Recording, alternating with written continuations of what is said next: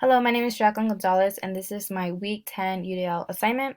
And for this week, on Week 10, I observed geometry, project rules, making claims about ecosystem, and lastly, factor, expand, and combine like terms. Our focus was to evaluate the assessments that are the videos used, and then also what other assessments would be used instead. And so the first video that I observed was the geometry rubric.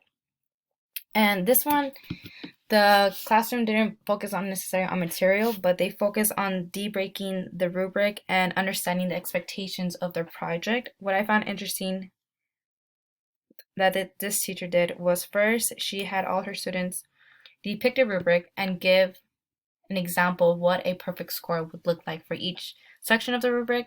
And so since they essentially created the expectations and were and understood what and did it together, it was easier for them to now compare their own projects and then grade themselves with their groups and with the teachers. So by doing that, it's easier to catch on to mistakes, and since they created it, they know what they're missing and what they do already have.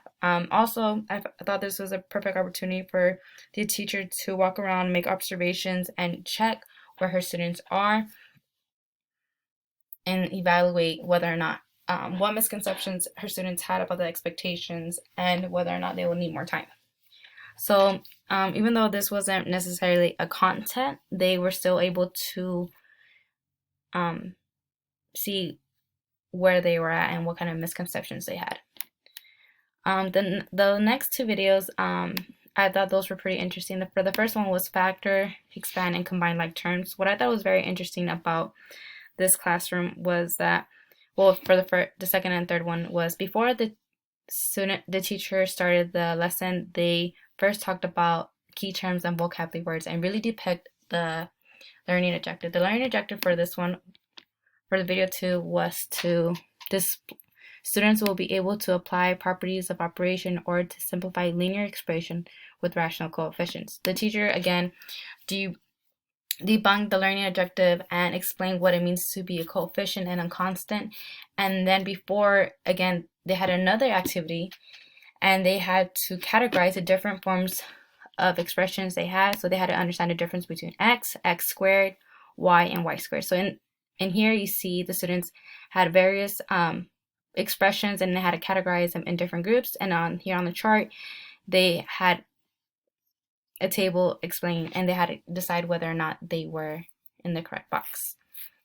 And then from there, now since they understood what coefficient were and how to categorize them together, then since they had previous knowledge of orders operations, they just had to simplify the linear terms. And here, the students had more background knowledge to do this problem.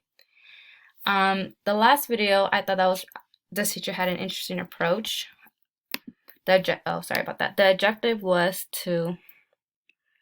students will be able to make claims about arguments about the health of an ecosystem in this discussed space of work art. So in this video, the students were talking about ecosystems, and what I thought was very interesting was that, again, this teacher started with